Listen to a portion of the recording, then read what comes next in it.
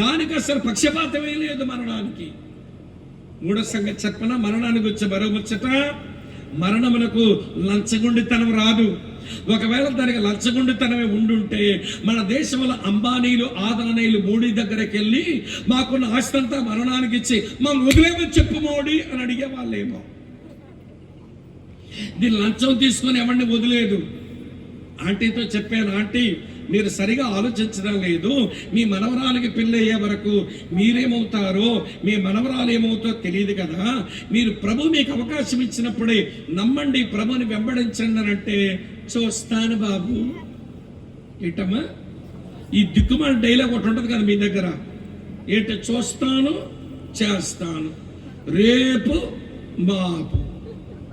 అక్కడికి ప్రియులారా ఖచ్చితంగా 3 నెలలు తిరిగింది. నాకు పోస్ట్ కార్డు వచ్చింది. ఆ రోజుల్లో ఫోన్లు ఇంత ఏమన్నా అందుబాటులో లేవు. ఓ పోస్ట్ కార్డు మీద పాస్ గారు ఉత్తరం రాశారు నాకు, అన్నా మీరు ఆంటీతో మాట్లాడారే, వాళ్ళ మనవరాలు పెళ్ళి అయితే నమ్ముకుంటానందే. ఆ మనవరాలు ఏమంటే 6 బయట కట్టెల పొయ్యితో వంట చేసుకుంటూ ఇలా తిరిగిందంట. ఆ సింథటిక్ పరిగిణికేమో మంట తగిలింది. ఆమె సింథటిక్ పరిగిణి ఏమంటే అంటుకుంది, శరీరం అంతా కాలిపోయింది. 65% కాలిపోతే కాకినాడ హాస్పిటల్లో పెట్టారు, ప్రార్థన చేయండి అని రాశాడు. ఏట మనవరాలకు పెళ్ళి అయిపోతే నమ్ముకుంటావా? నాకేమో గుండె జారిపోయింది. నేనెందుకురా బాబా అనవసరంగా ఇట్లా అన్నాను, ఇదేంటి ఇలాగ అయిపోయింది అనుకున్నాను నేను. అక్కడికి ప్రియుల మరొక 4 రోజులు పోయాక మరో కార్డు బుక్ రాశాడు. అప్పుడు మేము చాలా దూరంలో ఉండే వాళ్ళం. కార్డు బుక్ రాశాడు. రాసి, స్వామి అన్న విచారకరమైన విషయం, ఆంటీ మనవరాలు చచ్చిపోయింది. అయ్యిందా పెళ్ళి? దేవుడిచ్చిన శుభతరుణాలు కాలతన్ని ప్రమాదం తెచ్చుకోవడం ఏంటండి? దినములు చెడ్డవ గనుక సమయమును పోనీగా సద్వినియోగం చేసుకోండి. అజ్ఞానుల వలె కాక జ్ఞానుల వలె నడుచుకోండి. రేపేమి నీకు సంభవించునో నీకు తెలియదు. నీ జీవమైపాటిది నువ్వు అంతలోనే కనబడి అంతలో మాయమైపోయే ఆవిరి వంటి వాడవే అని బైబిల్ చెబుతుంటే చాలా మంది సమయానికి విలువనివ్వరు.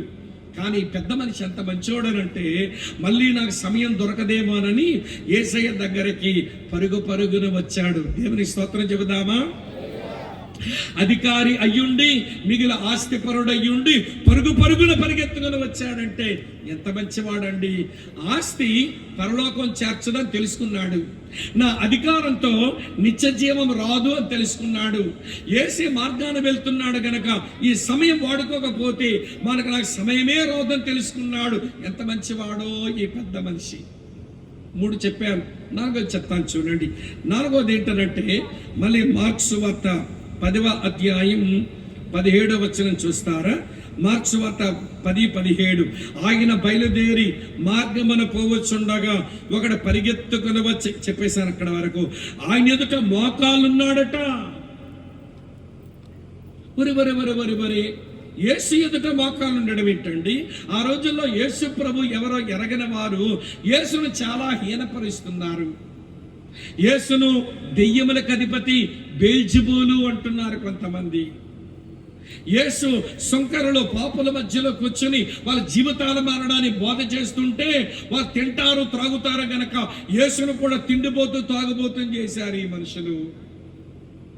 సమరయుల దగ్గరికి వెళ్ళి దేవుని మాటలు చెబుతుంటే యేసు సమరయుడు, ఇతగాడు సంకరజాతోడు అని ముద్ర వేసేశారు. చివరికి మాకు తండ్రి అబ్రాహాము ఉన్నాడు, నీకు తండ్రి ఎవడో నువ్వు చెప్పుకోలేవు, నువ్వు ఎవడకు పుట్టావో అన్నట్టుగా మాట్లాడారు. అంటే యేసుకు ఆ రోజులో గొప్ప గౌరవం ఏమీ లేదండి. కానీ నా సోదరి స్నేహితులారా, లోకమంతా యేసు గురించి ఏమంటే అనుకోని గాని నేను ఆ నోట ఈ నోట విన్న మాటలను బట్టి యేసైతే సామాన్యుడు కాదని తెలుసుకొని అందరూ ఏమనుకున్నా పర్వాలేదని యేసు ముందు మోకరించి దీన మనసును చూపిస్తున్నాడు. ఇందాక తమ్ముడు జోసెఫ్ గారు చెప్పారు, దేవుడు అహంకారులను ఎదిరిస్తాడు, దీనులకు కృప చూపుతాడు. నువ్వు అహంకారమైతే దేవుడు నీకు ఎగిలిస్ట్ అయిపోతాడు. నువ్వు దీన మనసు గలదానవైతే దేవుడు నీకు ఫేవర్ అయిపోతాడు. నేను చెప్పలా, బైబిల్ వాక్యం చెప్పింది. యాకోబు రాసిన పత్రిక 4వ అధ్యాయంలో యాకోబు రాశాడు ఈ మాట, యాకోబు రాసిన పత్రిక 4వ అధ్యాయం చదువుతున్నాను చూడండి, 6వ వచనం. దేవుడు అహంకారులను ఎదిరించి దీనులకు కృప అనుగ్రహించును అని లేఖనము చెప్పొచ్చున్నది. ఈ మాటే పేతురయ్య కూడా చెప్పాడు. 1 పేతురు 5వ అధ్యాయంలో 5వ వచనంలో ఇలా ఉంది, చిన్నపిల్లలారా మీరు పెద్దలకు లోబడి ఉండండి, మీరందరూ ఎదుటివాని ఎడల దీన మనస్సున వస్త్రం ధరించుకొని మిమ్ముని మీరు అలంకరించుకోండి. దేవుడు అహంకారులను ఎదిరించి దీనులకు కృప అనుగ్రహించును. అహంకారులను ఎదిరించి దీనులకు కృప అనుగ్రహించును. నీ గర్వపు గుర్రమును దిగాలి. నాది పెద్ద కులం, మాకు బోల్డంత ఆస్తులు ఉన్నాయి, మాకు బంధు బలం ఎక్కువ, నాకు చదువు సంఖ్యలు ఎక్కువ, నాకు అందచందాలు ఎక్కువ. రాలిపోవద్దు రాలుగా ఈ మనిషిలాగా. ఈ రోజున మనుషులు తెగరాలిపోతున్నారండి. వారి కులమున బట్టో, ధనమున బట్టో, చదువున బట్టో, బంధు బలమున బట్టో, అందచందాల బట్టో రాలిపోతున్నారు మనుషులు. రాలిపోతే ఏమంటారు తెలుసా? నేనంటే ఏమనుకుంటున్నావు? ఇట్టమ డైలాగు. ఏమనుకుంటున్నావు నా గురించి? నా నటుడు గడితే చెప్తాడు నీ గురించి ఏమనుకోవాలో. నా గురించి ఏమనుకుంటున్నావు అన్నాడు ఒక పెద్ద మనిషి నా ముందే. చెప్పేమంటారు అన్నాను. చెప్పు నా గురించి ఏమనుకుంటున్నావు అన్నాడు. నరకానికి మాత్రమే పనికొచ్చే పాపాత్ముడు అనుకుంటున్నాను నేను. ఎంతకంటే అనుకోవడానికి నీ దగ్గర వల్ల కాడు. నీ గురించి అనుకోవడానికి ఏముందయ్యా నీ దగ్గర? శూన్యం. నీ దగ్గర ఉన్నదేంటనంటే నరకమునకు మాత్రమే పనికొచ్చే పాపాత్ముడు నీవు. You are hell deserving sinner, అంతే. నువ్వైనా నేనైనా, మన కులాలు ఏమైనా, జాతులు ఏదైనా, మన మతాలు ఏదైనా నరకమునకు మాత్రమే పనికొచ్చే పాపలం. అహంకారం ఏమంటా తెలుసా? ఏమనుకుంటున్నావు నా గురించి అని అనిపించేలా చేస్తుంది. నరకమునకు మాత్రమే పనికొచ్చే పాపాత్మలం మనం రాలిపోతే ఎట్లా అండి? అహంకారమైతే ఎట్లా? బైబిల్లో ఒక మంచి మాట ఉంటుంది, నాశనానికి ముందు చెప్పండి ఎలాంటి బాగా తెలుస్తాయి. గర్వం మాత్రమే తగ్గడంలా. నాశనానికి ముందు గర్వము నడుచును, పడిపోవడానికి ముందు అహంకారమైన మనసు నడుచును. మా ప్రాంతంలో ఒక దేవుని సేవకుడు ఉన్నాడు. వింటున్నారా లేదా మీరు? ఒక దేవుని సేవకుడు అయినాడు ఆయన. అతని సేవకుడు అవ్వక మునుపు వినండి, ఆయన పేరు గంగరాజు. ఉత్తి గంగరాజు కాదు, దొంగ గంగరాజు. ఏమిట్రా అతని వృత్తి అంటే, ఈ ఇంట్లో ఒక గేదె, ఆ ఇంట్లో ఒక ఎద్దు, ఆ ఇంట్లో ఒక ఆవు, ఆ పశువులన్నీ ఒక దగ్గర కూడగట్టి ఆ పొలంలో తీసుకెళ్లి సాయంత్రం వరకు మేత పెట్టి మళ్ళీ ఎవరి పశువులు వాళ్ళ ఇంటికి సాయంత్రం వాళ్ళ ఇంటికి తోలి, సాయంత్రం ఏమో ఒక చెప్ప ఇంట్లో ఉన్న ఒక బొరుసు, ఒక తపేలా పట్టుకొని, ఒక 3 ఇల్లులు పెట్టుకొని రోజుకి ఈ ఇంట్లో అన్నం, ఆ ఇంట్లో చారు, ఈ ఇంట్లో కూర పెట్టుకొని ఇంటికి తీసుకుని వెళ్ళి అంగవైకల్యంతున్న చెల్లికి, అమ్మకు ఆ రాత్రి భోజనం పెట్టి తనకు ముద్ద తిని కొంచెం ఉంచుకొని దాంట్లో గంజి చేసుకొని పగల తినడానికి ఉంచి మళ్ళీ రోజు అదే పని. మరి డబ్బులు కావాల్సి వస్తే దొంగతనం చేసేవాట. అందుకే అతని పేరు దొంగ గంగరాజు అయ్యింది. మామూలు పేరేంటి? నోరికి చెప్పడం తల్లి భయం వేస్తుంది. మామూలు పేరేంటమ్మా?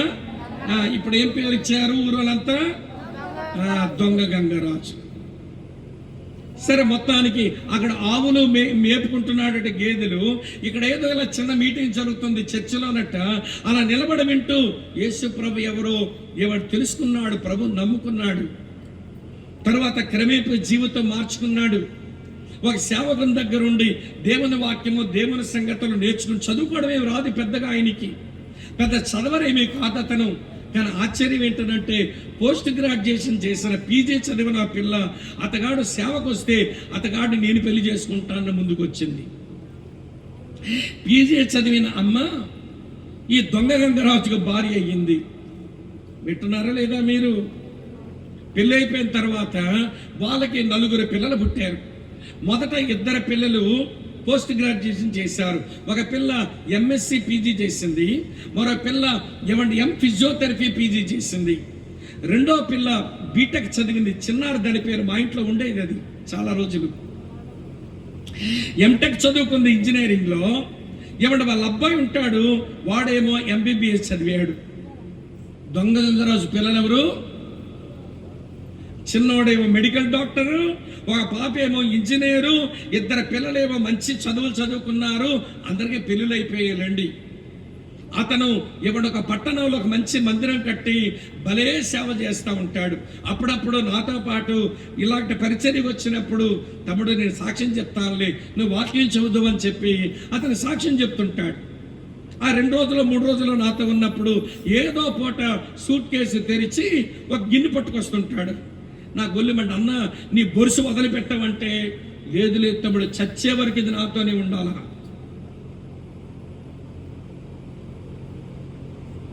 చచ్చే వరకు ఇది నాతోనే ఉండాలి. ఒక యాదవ కుటుంబంలో పుట్టి పశువులు మేపుకొని తినడానికి తిండి లేక ఆ ఇంటిలో ఈ ఇంటిలో ముద్ద చారు కూరలు తెచ్చుకొని అమ్మకి పెట్టి చెల్లికి పెట్టి నేను బ్రతికితే దేవుడు రక్షించి తన సేవనిచ్చి మంచి పిల్లల్నిచ్చి ఈ స్థితికి తీసుకొచ్చినాడు. కాబట్టి వీళ్ళంతా డేనియల్ అని ఎంత పెద్దోడు అనుకుంటారు. నా బతుకు బొరుసుతో మొదలైంది, ఇది అందరికీ తెలియాలి. ఈ బొరుసు నాతో లేకపోతే నేను హెచ్చిపోతానేమో తమ్ముడు, చచ్చేవరకు ఇది నాతో ఉంటుంది. అర్థమవుతుందా? ఈ రోజున దేవుడు దీవించి ఒక స్థాయిగా తెస్తే ఎవడూ లెక్కలేని తనానికి వెళ్ళిపోతున్నాం. కళ్ళు ఎక్కడికి వెళ్తున్నాయి ఏం చెప్పరే? కృష్ణా జిల్లా వాళ్ళకి మీ తెలియని డైలాగ్ నెత్తికి. కళ్ళు ఎక్కడ పోతున్నాయమ్మా? నోటి నిండా ముద్ద వెళ్తుంటే, ఒంటి నిండా గుడ్డ పడుతుంటే, నిలవడానికి మంచి ఇల్లు కట్టబడితే నాకేంటి లెక్క? ఏమి రాలిపోతున్నావు రాలుగాయ మనుషుడా, ఇది నీకు మంచిది కాదు. దేవుడు అహంకారులకు ఎగ్నిస్ట్ అయిపోతాడు, దీనులకే కృప చూపువాడవుతాడు. చేతులెత్తి స్తోత్రం చెబుదామా? అర్థమవుతుందా? వ్యర్థమవుతుందా? అర్థమవుతుందా? అలా అయితే ప్రియులారు, ఇప్పుడు పెద్ద మనిషి లాంటి వాడు ఎవడేమనుకుంటే నాకేంటండి, నేను ఆస్తిపరుడునే, నేను అధికారినే, కానీ యేసు ముందు ఎవడేమనుకున్నా నాకు లెక్కలేదు అని మోకరించి యేసు ముందు దీనత్వాన్ని కనపరుస్తున్నాడు. 4 విషయాల్లో బాగున్నాడు. 5వ విషయం చెప్తాను చూడండి. 5 మళ్ళీ అదే 17వ వచనం. నేను ఎక్కువ వచనాలు ఏం చదవను, ఆ ఒక్క వచనమే వివరిస్తున్నాను, వినండి. తర్వాత ఏమన్నాడు తెలుసండి? మోకాలుని సద్బోధకుడా అంటున్నాడు. యేసు ప్రభువారు వెంటనే దానికి ఒక కౌంటర్ మాట్లాడినాడు ఆయన.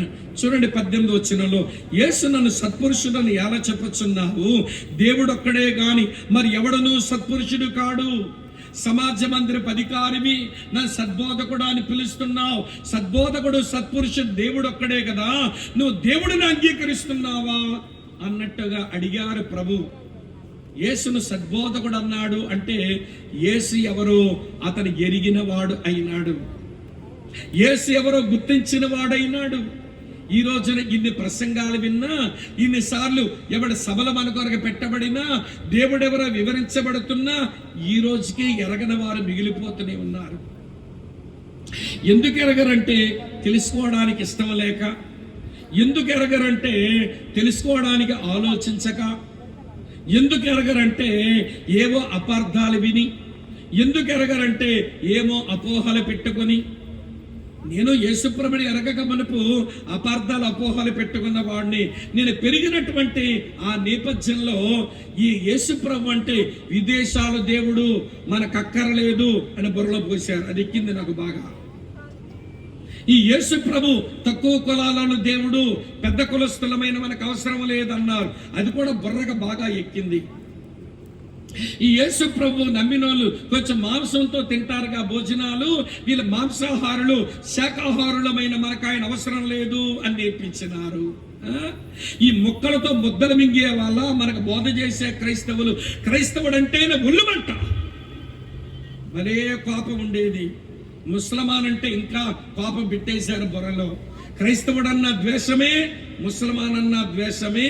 ఈయన విదేశీ దేవుడు, ఇతనేమో పరాయి దేశస్తుల దేవుడు, ఇది తక్కువ కులాల దేవుడు అని ఈ బుర్రలో పోసేశారండి. ఇవన్నీ అపోహలే. ఇన్ని అపోహలు బుర్రలోకి ఎందుకు చేరాయంటే అపార్థాలు విన్నాను కనుక. నేనెందుకు అపార్థాలు వినవలసి వచ్చిందంటే నాకు అవగాహన అవ్వలేదు గనక. నాకెందుకు అవగాహన అవ్వలేదంటే నేను ఆయన అర్థం చేసుకోలేదు గనక. నేనెందుకు అర్థం చేసుకోలేదంటే ఆయన గురించి ఆలోచించలేదు గనక. లింక్ అర్థమైందా? ఆలోచించలేని వారు అవగాహన పొందలేరు, అర్థం చేసుకోలేరు. అర్థం చేసుకోలేని వారు అవగాహన పొందలేరు. అవగాహన పొందని వారు అపార్థాలు చేసుకుంటారు. అపార్థాలు చేసుకున్న వారు అపోహలు పెట్టుకుంటారు. యేసు మీద ఎన్ని అపోహలో చెప్పాలి ఈ ప్రపంచంలో. నీ పాప శాపాల కొరకు శిలువలో మరణించి 3వ దినమున మృత్యుంజయుడిగా తిరిగి లేచిన ఆ మహా గొప్ప దేవుని నమ్మడానికి విదేశీ దేవుడు, తక్కువ కులాల దేవుడు, మాంసాహారుల మతం ఇది, ఏం అపోహలరా బాబు ఇవి? అలా బైబిల్ చెప్పలేదే. ఏం చెప్పింది బైబిల్? చదవండి వెనకాల మాట ఏంటో. ఎవరా కనబడడం లేదు వెనకాల మాట, చెప్పండి. యేసుక్రీస్తు అందరికీ ప్రభు. ఒక దేశం కాదు, అన్ని దేశస్తులకి ప్రభువే. ఒక జాతులు కాదు, అన్ని జాతులకి దేవుడే. యేసు ప్రభు క్రైస్తవుల దేవుడు కాదు, అందరి దేవుడు ఆయన. క్రైస్తవులారా, యేసు ప్రభు మీ ఆస్తిగాడు, మీ సొత్తుగాడు. ఆయన అందరి దేవుడు. కానీ అపోహలు వింటున్నాం, అపార్థం చేసుకుంటున్నాం, అవగాహన చేసుకోలేకపోతున్నాం, అర్థం చేసుకోలేకపోతున్నాం, ఆయన గురించి ఆలోచించలేకపోతున్నాం. అందుకనే ప్రియమైన స్నేహితులారా, ఆయన మీద సరైన గ్రహింపు లేదు. కానీ పెద్ద మనిషి అంత మంచోడంటే యేసు ఎవరో ఎరిగి సద్బోధకుడా అని సంబోధిస్తున్నాడు. అర్థమవుతుందా? ఆస్తిపరుడే ఆస్తి పరలోకమివ్వదని తెలుసుకున్నాడు. అధికారం పరలోకమివ్వదని తెలుసుకున్నాడు. సమయం యొక్క విలువను ఎరిగాడు. యేసు ముందు దీన మనసు కనపరిచాడు. యేసు ఎవరో ఎరిగాడు. 5 విషయాలు చెప్పాను. 6 విషయం చెప్తాను, చూడండి ఎంత బాగుంటుందో. అదే మార్క్సు వార్త 10వ అధ్యాయం 17వ వచనంలో ఇలాగన్నా, నిత్య జీవమునకు వారసునగుటకు నేను ఏమి చేయుదును అని ఆయన అడిగాను. అరే, నిత్య జీవం కొరకైన ఆకలి ఎందుకు వచ్చింది? ఇది వైరాగ్యము నుంచి వచ్చే ప్రశ్న.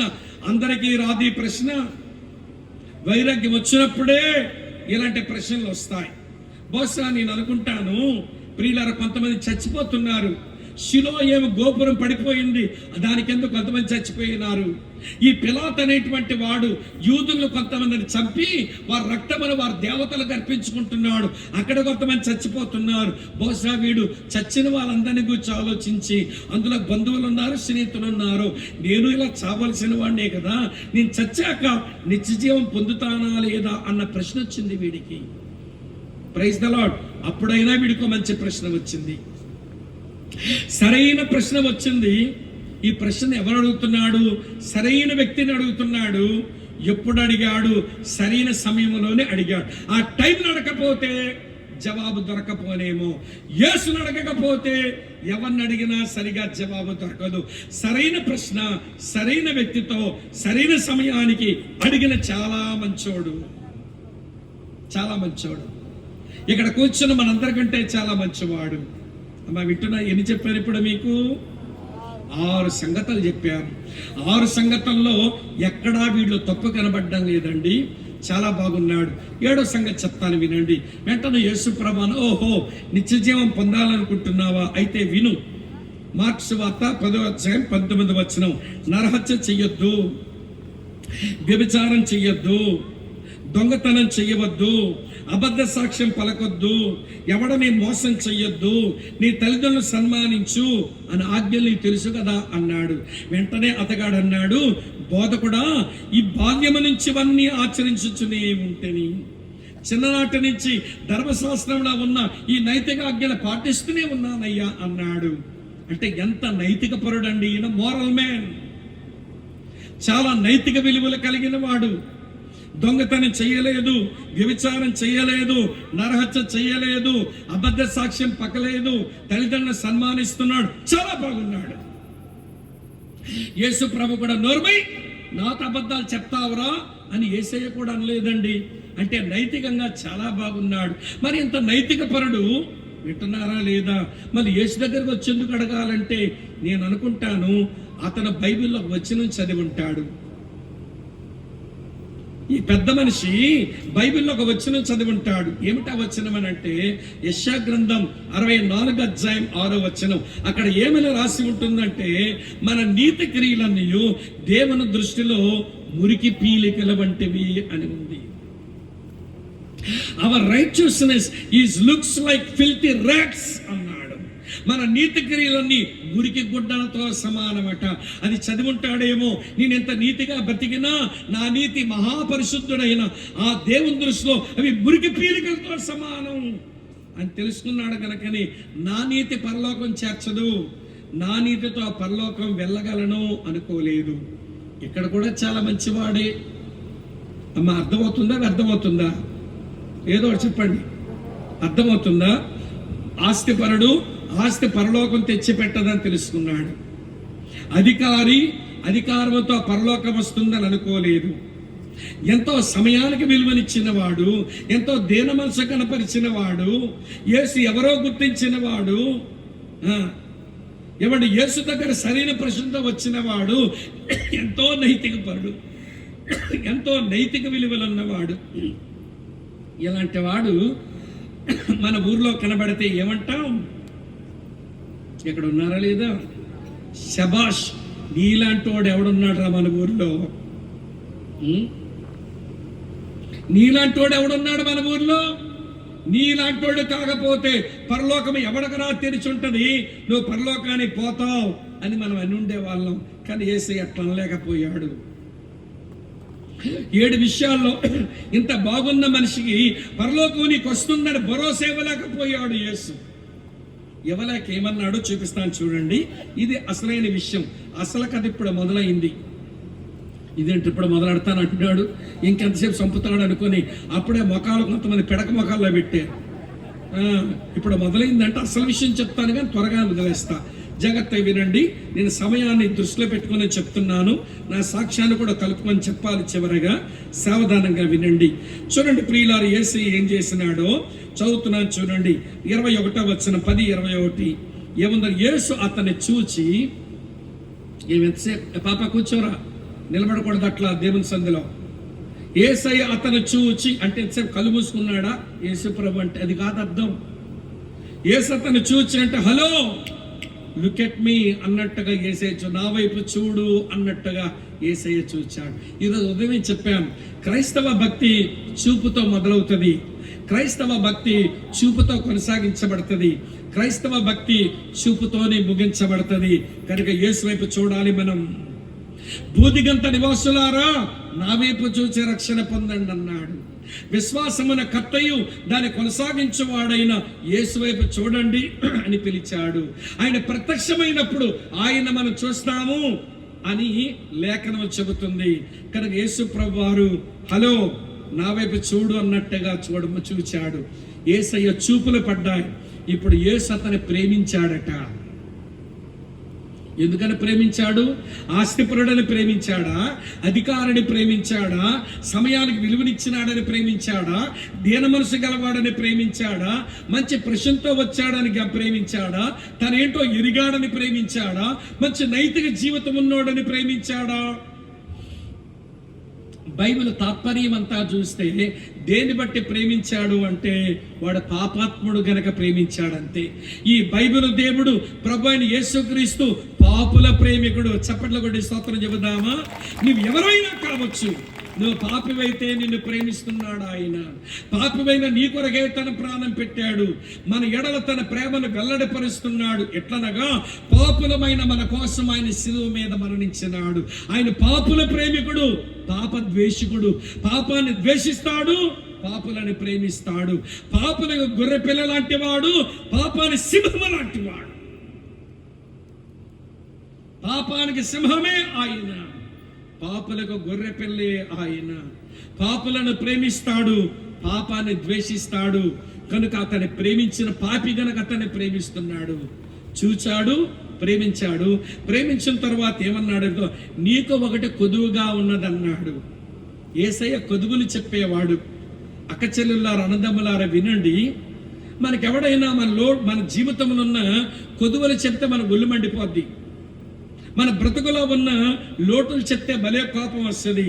ఎవడైనా పొగిడితే ఇలా గుద్దుపోతుంటావు. నిన్ను పాడు చేసేవాడు పొగుడుతూనే ఉంటాడు, నిన్ను బాగు చేసేవాడు గాయం చేసి నీ లోట్లు చెప్తుంటాడు. కానీ మన తెలుగు వాళ్ళకి ఎవరు కావాలో తెలుసా? మన బాగా పొగిడి మొలం చుట్టెక్కించేవాడైతే మనకు బాగా ఇష్టం. అందుకే మా వైపు సామెత ఉంటుంది లేండి, చెప్పమంటారా? సామెత ఏంటనంటే, కూరకు తాలింపు, బట్టకు జాడింపు, ఈ తెలుగోలికి పొగిడింపు, లేకపోతే బతకలేరంట. కూరకేంటమ్మా ఎలాంటో తెలుస్తాయి, చెప్పండి. కూరకేంటమ్మా, బట్టకేంటి, తెలుగోలకేంటి, పొగడాలి. ధనుర్మాసం వస్తుంది చూడండి. ధనుర్మాసం మీకు తెలుసుగా, సంక్రాంతి నెల డిసెంబర్ 15 నుంచి మళ్ళీ జనవరి 15 వరకు ఆలకిస్తున్నారు. ధనుర్మాసం అంటాం. అప్పుడు గంగిరెడ్ల వాడు తన ఎద్దును బాగా డెకరేట్ చేసి మంచి బట్టలేసి మన రంగులు డెకరేషన్ చేసి మన ఇంటి ముందు తీసుకొస్తాడు. తీసుకొచ్చి అమ్మగారికి దండం పెట్టి డూడు బసవన్ అంటే ఆ తలక ఇలా ఊపింది ఎద్దు, గంగిరెద్దు. ఈవిడ గారి ఇంట్లోనికి వెళ్ళి బేసండు బియ్యం, దాని మీద 500 రూపాయల నోటు, అర్ధ చక్కెర కేలీలు, ఒక టెంకాయ పెట్టి వాడికి దానం చేస్తుంది. ఏంటమ్మా ఇంత దానం చేస్తున్నావు అంటే, ఎద్దుతో పొగిడించాడు కదా బాబు. ఎద్దు పొగడ్డం ఏంటి, ఎద్దు మొహం దానా? దానికి ఇంట్లో ట్రైనింగ్ ఇచ్చాడు. అమ్మగారికి దండం పెట్టే డూడు బసవన్న తలకా యూపుద్ది, అయ్యగారికి దండం పెట్టే డూడు బసవన్న తలకా యూపుద్ది, ఈ చిన్న పిల్లకి దండం పెట్టే డూడు బసవన్న తలకా యూపుద్ది. అది ట్రైనింగ్ పొందింది. పొగట్టల పిచ్చి ఎక్కువైంది గనక అమ్మగారు అంత దానం చేసేస్తుందన్నమాట. తెలుగులకున్న మాయిదారు రాగం ఇదే. చర్చిల్లో కూడా అంతే. ఎవరైనా మనల్ని గమనించాలి, ఎవరైనా మనల్ని గుర్తించాలి, ఎవరైనా మనల్ని పొగడాలి, లేకపోతే బతకలేరుగా. శ్రీను గారు వందన సమర్పణ చెప్పి చర్చిలో రేపు మీరు కూడికలు సహాయపడినది మీకు వందనాలు, మీరు ఇది ఇచ్చారు మీకు వందనాలు, మీరు ఆ పని చేశారు వందనాలు అని పొగడకపోతే ఉంటది తరువాత శ్రీను గారి సంగతి. ఈ మధ్య కనబడుతున్నావా శ్రీనికి అని పక్షవాతం రోగం వచ్చింది, మూతి తిప్పుకొని పోతారు ఒక్కొక్క అమ్మ. అసలు నేను పొగడకపోతే నేను భాగ్యవంతురాలివి, పరలోకంలో నీకు ఫలం ఉంటుంది. భూమి మీద మనుషులు పొగిడేశారంటే నీ ఫలం పోయినట్టే. అందుకే నేను ఎంత చేసినా ఎవరికి చెప్పకండి, నన్ను పొగడకండి, మీరు దండం పెడతాను నా పేరు చెప్పకండి అనుకోవాలి దేవుని పేర్లు. అంతేగాని పొగట్టలు పిచ్చంటండి. అమ్మ వింటున్నారా? ఈ మాట వినండి. మన పాడు చేసేవారు పొగుడుతూనే ఉంటారు, మనల్ని బాగు చేసేవారు గాయాలు చేస్తూనే ఉంటారు.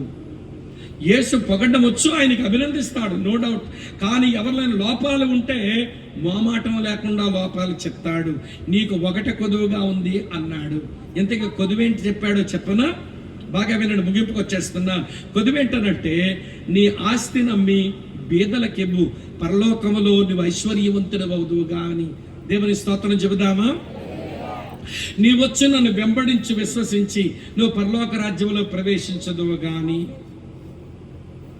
ఒకటి ఎంట్రన్స్, ఒకటి ఎన్రిచ్మెంట్. పరలోక రాజ్య ప్రవేశానికి నీ కలిగినది అమ్మి నన్ను వచ్చి వెంబడించు. నువ్వు పరలోకములో ఎన్రిచ్మెంట్ అనగా ఐశ్వర్యవంతుడు అవ్వడానికి నీ కలిగిందంత అమ్మిరా నా దగ్గరికి అన్నాడు. పరలోక ప్రవేశానికి యేసును నమ్మి వెంబడించు. పరలోకములో ధనవంతుడు అవ్వడానికి నీకు అమ్మి బీదలకు పంచిపెట్టు అన్నాడు. ఇదే అసలైన విషయం. అమ్మా వింటున్నారా? ఇప్పుడు అతగాడంట, అతడు మిగులు ఆస్తిపరుడు గనక దుఃఖపడుతూ వెళ్ళిపోతున్నాడట.